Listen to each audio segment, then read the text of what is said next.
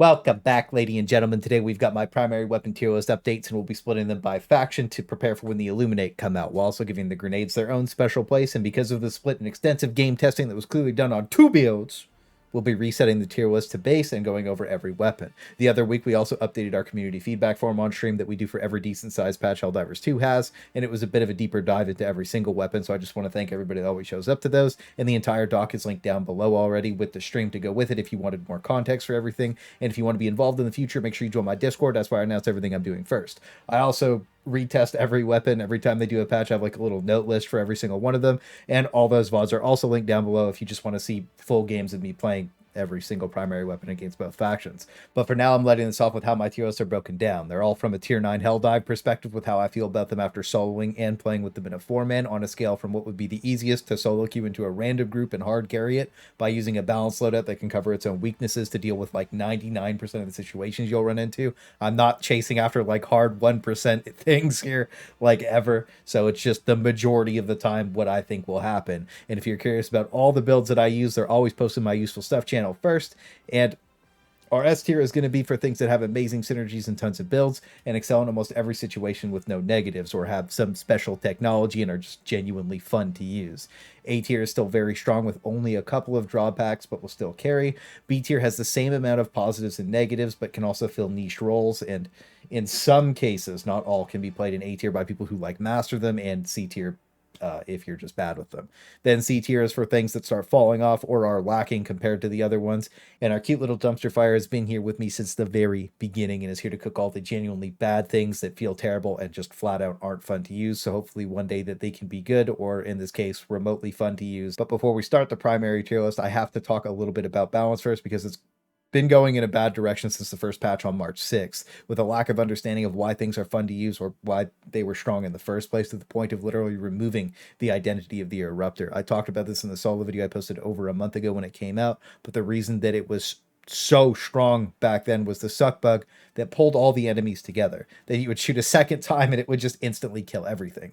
That was a bug, but the removal of that alone would have balanced the weapon for the most part, but it was paired with nerfs, so it got double nerfed, and that's happened to quite a few weapons in the game. This also isn't the first time something has been bugged and balanced, which creates the point of not having a correct baseline. And after reading Alexis's post about the Eruptor, which will be the first weapon we talk about here, and I know the post is a little bit older, but this claimed that removing its identity and 40 damage would be better than 100 damage randomly, and that it was an exploit to shoot under something and bounce shrapnel into it with the shrapnel gun. So when we counted the pieces of shrapnel, it was between 13 and 15, so I'm assuming they did 100 damage each, meaning that you could bounce about 1500 damage into whatever target, which I agree would be pretty ridiculous, but capping instances of shrapnel damage or reducing the shrapnel's damage in itself would have been the perfect fix, and I don't understand why it wasn't the go-to, because one of the main complaints about it was that people were dying to taking 100 damage in the head or a critical headshot in some cases by a piece of shrapnel. The Eruptor was also nerfed, though, to have a harsher damage fall-off radius,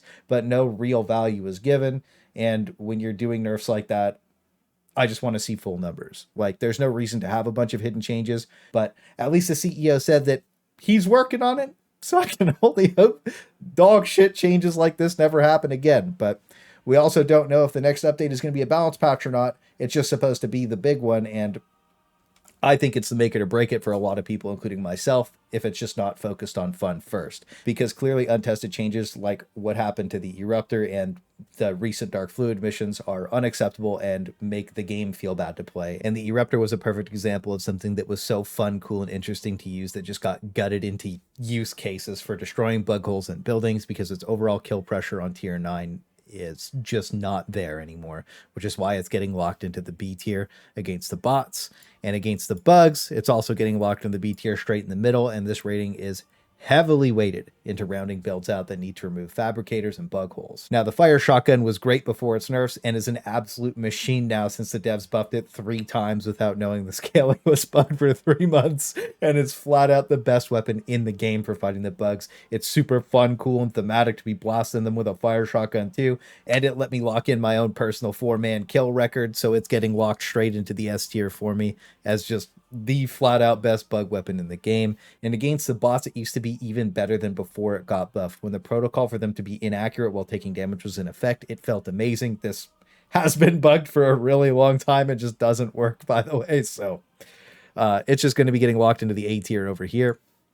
And it wouldn't be fair to talk about the bug's best weapon without immediately going into the bots. And I think that it is no surprise to anybody that the Helldivers Bolter is getting locked into the top of the S tier as just the flat out strongest bot weapon. It can kill every single enemy they can throw at you, and it feels amazing, fun, and thematic while rounding out a ton of builds, which is everything you could ask for. Now, against the bugs, I do think it starts to have issues with getting overwhelmed, but it's still a very solid A tier weapon that will do well in most of the situations and builds that you bring it to.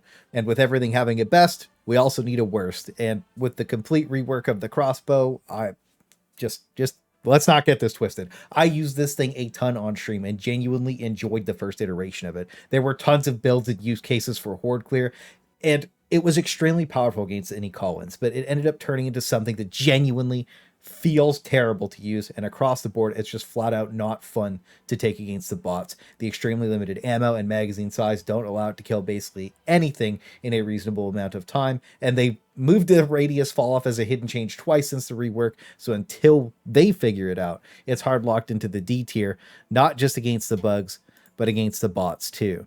Honestly, people were sleeping on this thing. I used to have this thing rated up in the A tier when both the tier lists were combined. It used to be about B tier versus bots. When they would do a flare drop, you could cook almost all the enemies with it that were coming out of it. It felt really, really good to use. And I know a lot of people take the crossbow for stealth and they love it for stealth gameplay, but other things just do it better. And not just by a little bit, but by a lot of bit. And I just think it needs to be flat out reverted to what it used to be. And I also hope this helps you see how I gauge my tier lists and how I break them down and how I view the best, worst, and middle ground for pretty much everything. And that also lets us move on to the Blitzer. It's been a dominant force and can basically keep everything except a charger still locked indefinitely. The only problem it has is that if too many bodies start stacking up, it starts struggling, so you have to space enemies correctly and know when to ADS or hipfire because it always goes for center mass. And on bot missions, the terrain pieces alone eat more shots than anything else, and it also just feels bad to use against them, so it is just getting snapped into the C tier. But that all changes against the bugs, and if you've been struggling with getting overwhelmed, this helps slow the game down and is one of the best weapons for killing every light medium target they have, including bile artillery. So the Blitzer is getting walked straight into the S tier for me against the bugs, and every bug build brings some sort of anti-tank removal, letting this thing cover the rest of the game. Now, as for the OG King Breaker, it's still in a pretty okay spot, but it's starting to get power crept on, and for me, it's just floating into the A tier. It has potential, but with the spam reload, it forces a supply backpack, and even if it had its nerfs reverted, it probably wouldn't make it at the top of the A tier with the fire shotgun in its current state. But even against the bots, it still does pretty well, so it's also getting locked into the A tier over here as well. If you're shooting for the right places, it still sweeps everything that you need it to. Unlike the straight sweeper, the Breaker Spray and Pray is trying to RP as, and is going to be our second dumpster fire weapon against the bots. It can't stagger enemies out of the flare animation, and it really has its hangups on devastators. Honestly, it just does not feel good to use against the bots at all, so it's just not a weapon I ever really want to take. But that does change quite a bit against the bugs again, and I do think it feels pretty solid against light patrols, and we had a couple of cases that people were using it as just a flak AA cannon against the Shrieker spam, so it really made me respect it as a solid B tier pick against the bugs. As for the Slugger, it feels like they removed its role and niche when they nerfed it, and is another weapon that had its identity stolen, so it's getting locked straight into the C tier here for me as something that I genuinely don't enjoy or have fun using, and its TTK versus the things that it should be killing just isn't there. And against the bots, it's also getting sent into the C tier, probably just the very top of it, if anything. But I genuinely never thought the Slugger was above B tier in tier 9 for Helldives. I know a lot of people disagree with me about that, but I really think its nerfs all need to be reverted because they lacked the insight that on tier 9 stagger locking one Devastator really wasn't that impactful. Also, removing its ability to break like doors and fences just seems silly because it was one of the only weapons that could do that, and they should probably just give that back to it because that was just literal fun nerfed out of the weapon for no particular reason. Moving on, when we talk about the regular Punisher, it can stagger lock enemies and does decent enough damage with surprising AoE. And for me, it just flat out stole the Slugger's place after it got buffed a while ago. So it's getting locked into the B tier for me. And against the bugs, it's still right in the middle for me, locked into the B tier, because It does struggle with getting overwhelmed, but can CC anything you need it to. And now that there's room for me to come back, I make my triumphant return. You didn't think we were getting through this without the shades, did you? But I also had to make my return, because the weapon I'm the most excited for is the Diligence Counter Sniper. I failed 27 runs with the pre-buff version of this thing in the solo no death worst build for April Fools. This was before the damage, this was before the penetration, this was before the handling. This thing was awful. I had extensive experience with this thing. And between now and then, it's a night and day difference that feels amazing to use and gives me that marksman rifle fantasy that I wanted out of it. And I know a lot of people gave up on this thing, but after its buffs and handling pass, even hip firing, it feels great. So it's getting locked into the A tier against the bugs for me. And it's great for when you have to deal with bile artillery. Now against the bots, it's skyrocketing into the S tier, and it has a lot of situations where I would want to take it just as much as the Dominator, and it rounds out a bunch of different builds. When I'm doing my pure sniper build, it's just thematic and feels cool. But as for the regular Diligence, I don't really think there's a point in bringing it outside of like challenges, and kill pressure wise, it feels like its spot doesn't really make sense. So by direct comparison to the DCS, it's just getting locked into the C tier for me here. And against the bugs, it also just feels weird, probably bad weird in just TTK, and struggles with getting overwhelmed while also having low overall impact on the game. Plus, it has a better counterpart. So it's just hitting the C tier here again for me. Now, as for the Pummler, this has to be one of the most slept on weapons in the game. I've soloed no death and had so many team games with this thing where it just feels genuinely amazing. It's easily the best stealth weapon in the game and works the same way the autocannon would when you want to bait enemies, and can CC lock pretty much any major threat, including my arch nemesis, the Stocky Boys. So it's getting slammed into the S tier as a weapon that also stops you from getting overwhelmed. And against the bots, it still performs amazing. It 2-taps Devastator heads, and if you're struggling, you can blow legs out and just not care about anything that's happening. The baiting you can do with this thing makes it feel like you're just dancing circles around everything minus the AT-AT, so that's why it's also getting locked into the S tier here. It's just my flat-out favorite stealth primary weapon in the entire game, and if you want to see a little more of the breakdown I did on all the PP weapons, that video is linked down below as well. Now, the Defender, still a very solid SMG that hasn't been touched since launch, and it feels great to use, so it's staying in the A tier just like it was on all my previous tier lists. And against the bugs, it's surprisingly good for the spam, so it's also holding the A tier still over here too, and it's just been another personal favorite just because I like the SMGs. But the SMG that I hate is the Knight. It's only obtainable by purchasing the special edition of the game, and to clarify, because some people were very confused the first time I talked about this weapon, you cannot buy this thing with super credits. And just for being paywall cringe, it's getting slam dunked into the dumpster fire, not just against the bugs, but against the bots too. It's just getting sent straight into the garbage can. I really don't like pay weapons games like this. I think it's weird, and it's a shame because it's a cool bullet hose. Like, it feels fun to shoot, and every single person should have access to it. Another weapon that I've just had a very weird relationship with is the Adjudicator. The first time I picked this thing up, I genuinely thought it was so bad that it just hit the dumpster fire without me even having to think about it. The solo games I played with it were agonizing, and the team games weren't much better, and I had to take a supply backpack every single time. But after its buffs, it has a lot of times where its spray down is viable, and it just forces you into using a supply backpack. But I genuinely think it feels pretty good as a B tier weapon against the bots. And against the bugs, it's surprisingly okay against bile artillery. You usually see bile artillery exclusively on the nuclear launch mission, the weird defense mission, and the carry the like data hard drive or whatever, the super solid state drive. That's usually where you'll see them, so that's what I've been taking it to, and that's mainly because it struggles with patrols because of the spam reload, so that's why it's seeing the B tier here as well. Now, the Liberator Penetrator's main hang-up for me has always been the busy scope, and it's had a few changes, but it's always landed at about the B tier for me before this, and that's not really changing now. Even against the bots, after doing some games with it, I honestly feel like it's almost identical performance-wise to the Adjudicator over the course of an entire game, and I think the only real difference was like total ammo and like durable damage, but either way, it's B tier, and we're moving on to the normal Liberator. For just being the starter, super basic AR, it actually feels really okay to use, and I know a lot of people just bring this to RP as Super Troopers, and after using it quite a bit for what it is, I also think this is getting locked in the B tier because it's a really balanced starter weapon, and it's just behind the Penetrator for me. If you shoot for weak points, it feels great, and it clears out what you bring it for. And when we talk about the bugs, It's pretty okay against light patrols, but starts to struggle when it's up against nurse and medium, so that's why it's going to be landing in the C tier for me here. Right beside the final variant, the Liberator Explosive. I know a lot of people just think this weapon is trash, but it can CC things and push them across the map, which is kind of funny. And meme value-wise, I don't think it deserves the dumpster fire over what I have in there already. But I do think this just needs to be turned into like an AR version of the Pummler. And when we talk about it against the bots, I really feel like it's the same story. It can CC, but it isn't great. And it's not as bad as the things the dumpster fire. So it's just getting locked into the C tier. Now, as for the Tendy Tickler, I know a lot of people are going to say this is just a flat out worst weapon in the game. But against the bots, it has its moments because of how accurate it is. And it also ends up being okay for sniping weak points out, so it's getting fed into the B tier right beside the Liberator. I genuinely don't like it. I would much rather bring the normal Liberator than the Tendy Tickler. When we talk about the bugs, I genuinely do think the Tendy Tickler is garbage. The weapon is terrible. Between the limited ammo and peen, you struggle with any patrol they throw at you, and it's fighting for its life in the D tier, and that's saying a lot when it's fighting cringe paywall and reworked nerf bow.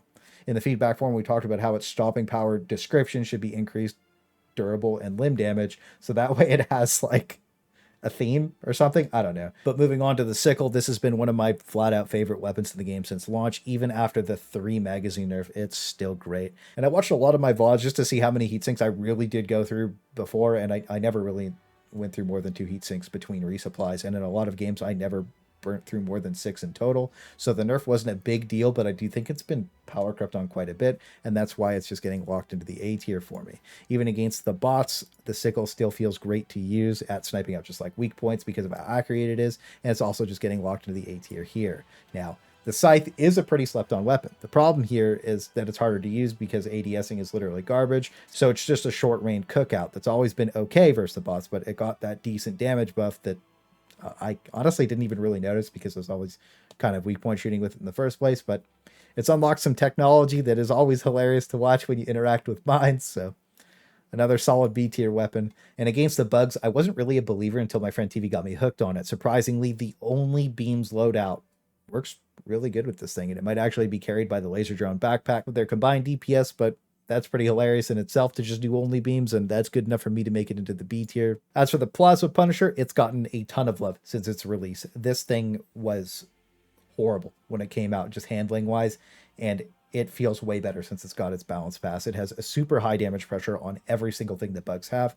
and if you open a Bile Titan's backup, you can give it back shots with this thing and blow it out of the water. So it's just jumping straight into the S tier for me. It's definitely more of a team use case weapon, but even solo it doesn't feel that bad. Even against the automatons, I think the Plasma Punisher is cooking, and that's why it's getting locked into the S tier over here as well. It has a ton of ammo, and it can CC all the devastators, keeping you cozy behind, well, 2 pieces of cover because the bots can shoot through walls because that's super cool, but it can also arc over the front of tanks and take them out from the front as well, so it rounds a ton of builds out, and I genuinely think it feels really good to use. But it kind of power crept on the Scorcher for me. I still think the Scorcher is really good, but it relies on the supply backpack where the curved PP doesn't, so it's going to get locked straight into the A tier over here. And against the bugs, I always get a lot of comments whenever I use it, and everybody's always surprised at how well it can perform. Solo or in a group, it just feels really good for what you take it for.